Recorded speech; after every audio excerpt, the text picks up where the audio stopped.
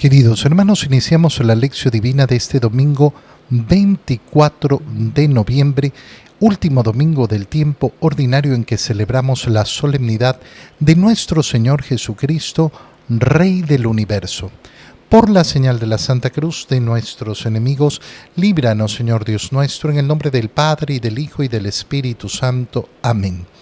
Señor mío, Dios mío, creo firmemente que estás aquí, que me ves, que me oyes, te adoro con profunda reverencia, te pido perdón de mis pecados y gracia para hacer con fruto este tiempo de lección divina.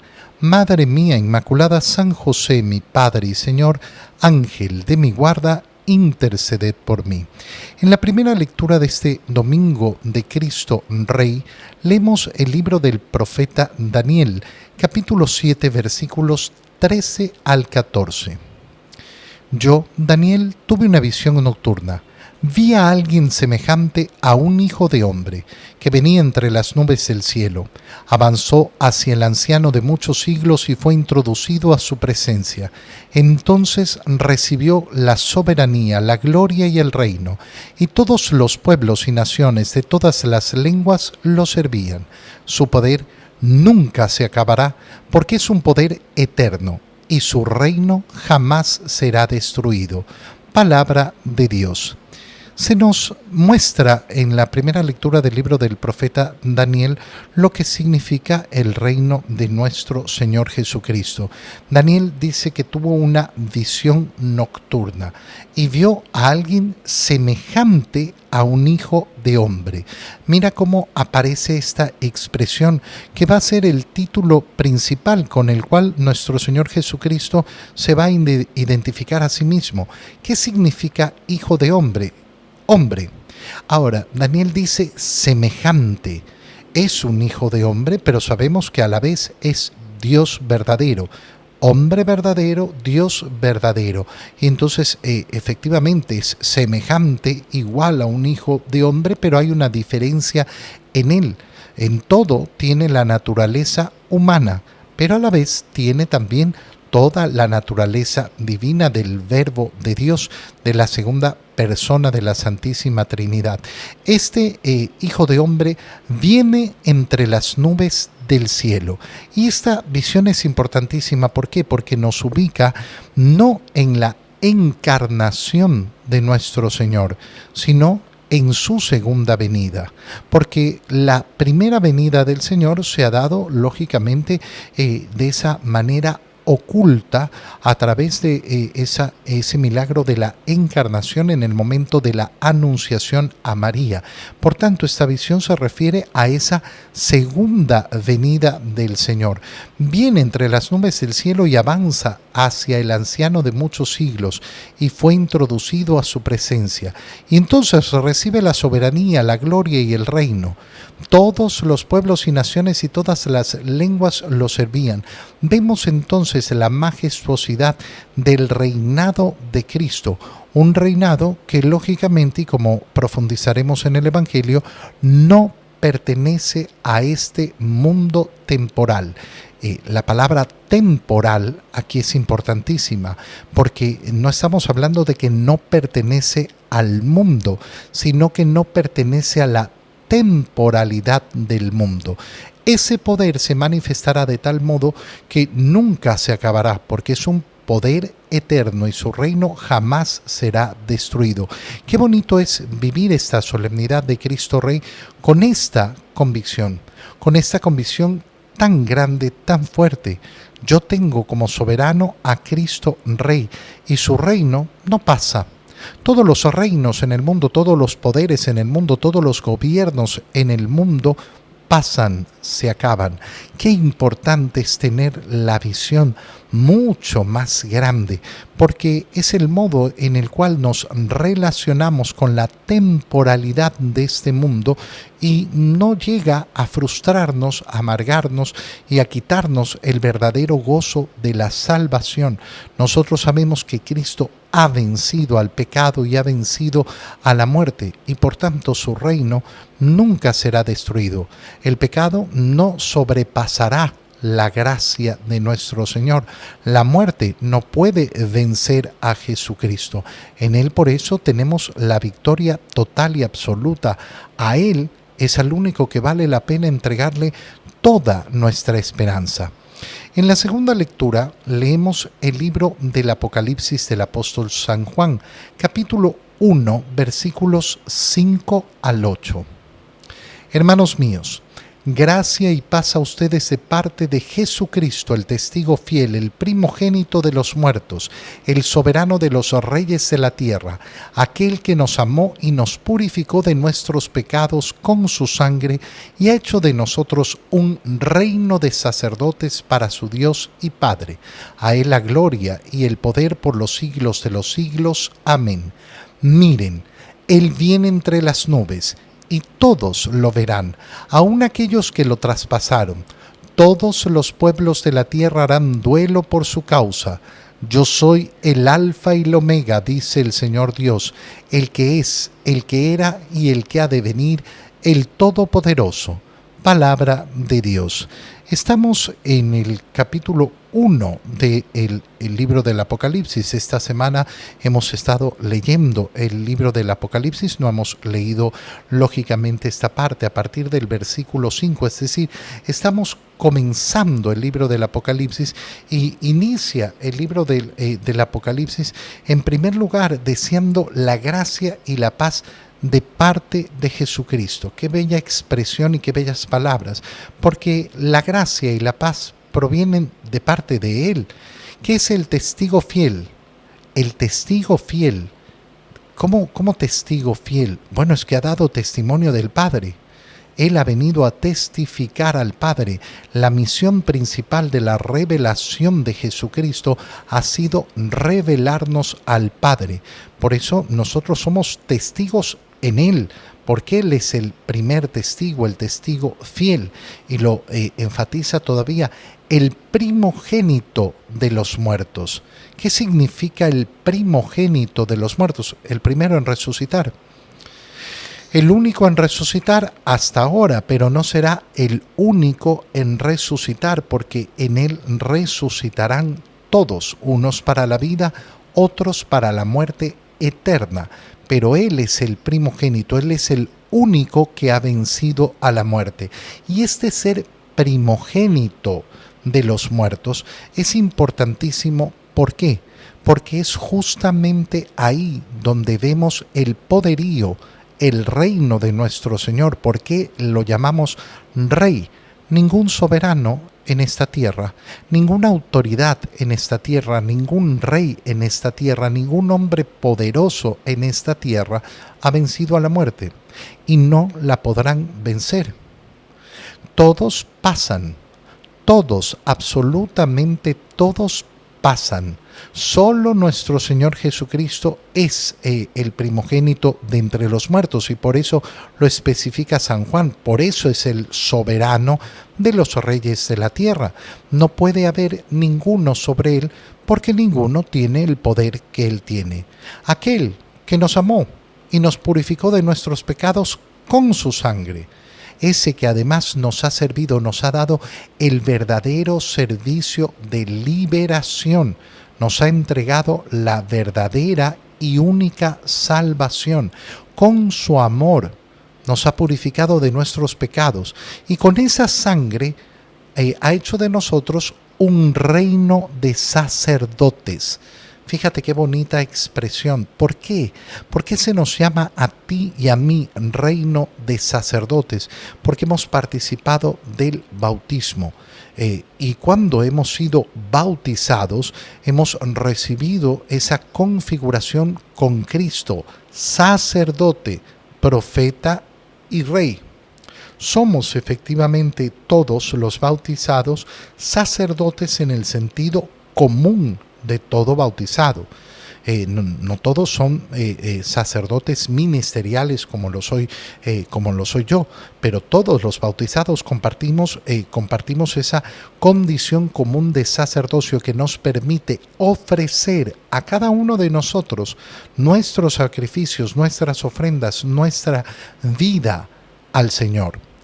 Por eso podemos ser sacerdotes en nuestra propia existencia, ofreciendo, uniéndonos a la única ofrenda agradable a Dios, que es la del cuerpo y la sangre de nuestro Señor Jesucristo, de su propia vida. Pero nosotros tenemos en Él esa potestad, reino, además de sacerdotes, porque somos coherederos de ese reino celestial. Miren, Él viene entre las nubes y todos lo verán. Repite el libro del Apocalipsis las mismas palabras que acabamos de leer del profeta Daniel. Y cuando vuelva su segunda venida, ¿cómo será? Todos los pueblos de la tierra lo van a reconocer. Yo soy el alfa y la omega. ¿Qué significa el alfa y la omega? El principio, el fin.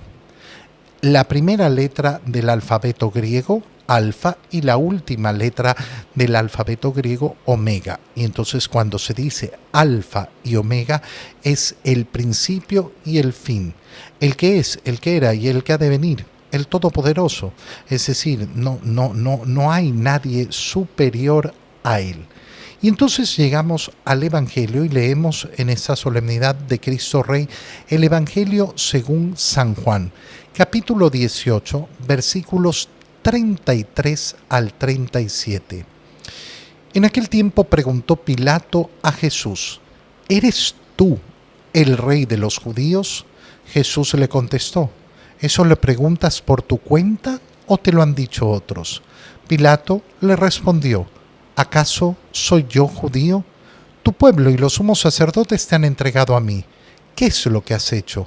Jesús le contestó: mi reino no es de este mundo. Si mi reino fuera de este mundo, mis servidores habrían luchado para que no cayera yo en manos de los judíos. Pero mi reino no es de aquí. Pilato le dijo: ¿con que tú eres rey? Jesús le contestó: tú lo has dicho, soy rey. Yo nací y vine al mundo para ser testigo de la verdad. Todo el que es de la verdad, escucha mi voz. Palabra del Señor. Empecemos por la parte final del Evangelio que acabamos de leer. Pilato le dice: con que tú eres rey. Y Jesús contesta: tú lo has dicho. Ahora lo has dicho. Pero el mismo Señor responde a esto: soy rey. Soy rey. Por tanto, qué importante al celebrar esta solemnidad de Cristo, Rey del universo, no pensar que, sí, es rey para mí. No es rey para ti, es rey. Tú lo puedes reconocer o no reconocer. El mundo lo puede reconocer o no reconocer. Da exactamente lo mismo. Qué importante es ese quitarse para mí. No, la realidad es la realidad. Y fíjate qué importante es, porque justamente después de estas palabras dice: yo nací y vine al mundo para ser testigo de la verdad. Ya lo dijimos en la segunda lectura, ese testigo fiel. Yo he venido a dar testimonio de la verdad. Y todo el que es de la verdad, escucha mi voz. Para mí Cristo no es rey. Bueno, tu opinión no va a cambiar la realidad. Cristo es rey.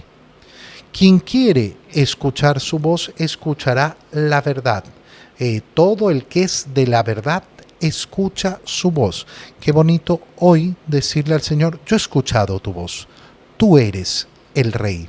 Tú eres el verdadero y único rey. Ahora, entremos en la profundidad del Evangelio y vamos viendo los detalles. Estamos en el Evangelio de San Juan y estamos lógicamente en la pasión del Señor. El Señor ha sido apresado después de haber celebrado la última cena, después de haber ido al huerto de los olivos y después de haber sido juzgado culpable por el Sanedrín. A pesar de que no se ha presentado ninguna prueba, lo llevan ante Poncio Pilato. ¿Por qué lo llevan ante Pilato? Porque no tienen la autoridad para matar a nadie, no tienen la autoridad para matar a Jesús y por tanto buscan que Pilato lo crucifique. Pilato le pregunta, ¿eres tú el rey de los judíos? Y fíjate entonces, a la luz de lo que ya hemos dicho, la respuesta de la respuesta de Jesús. ¿Eso lo preguntas por tu cuenta o te lo han dicho otros? Es decir, ¿lo estás reconociendo tú o simplemente estás repitiendo las palabras de otros? Qué importante. ¿Por qué? Porque nos muestra el Señor. ¿Quién tiene que reconocer a Jesús como Rey? Cada uno de nosotros.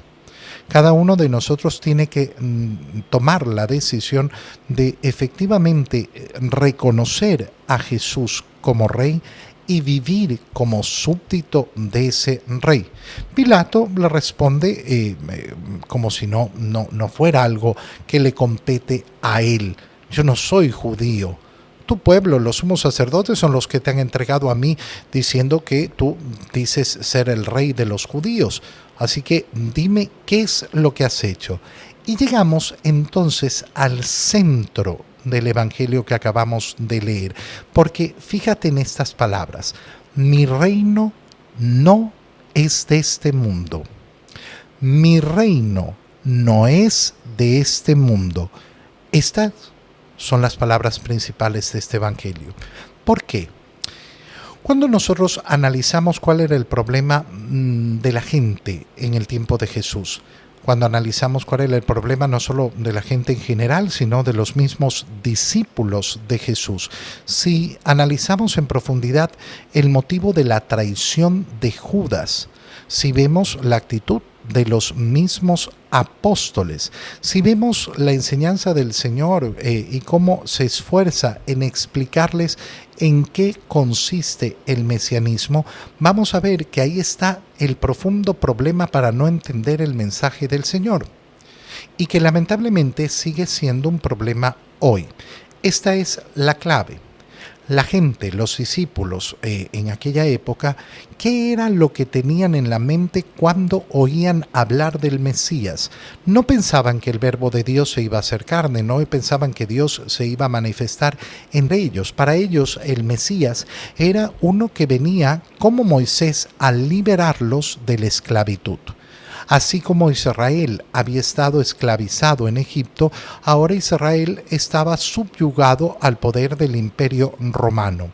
Y entonces lo que esperaban era esto, un libertador temporal.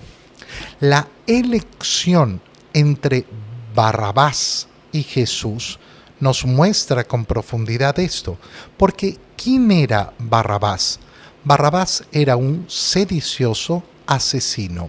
¿Qué significa un sedicioso? Alguien que lideraba una revuelta, una revolución social, que buscaba, ¿qué cosa? Liberar a Israel. Pero liberar a Israel de ese problema temporal que tenían, es decir, que el Imperio Romano los había dominado y que estaban efectivamente dominados y no se autogobernaban, es decir, una revolución política. La elección entre Barrabás y Jesús es la elección entre la liberación temporal, la liberación de las cosas de este mundo, para este mundo, versus la liberación eterna que nos ofrece el Señor.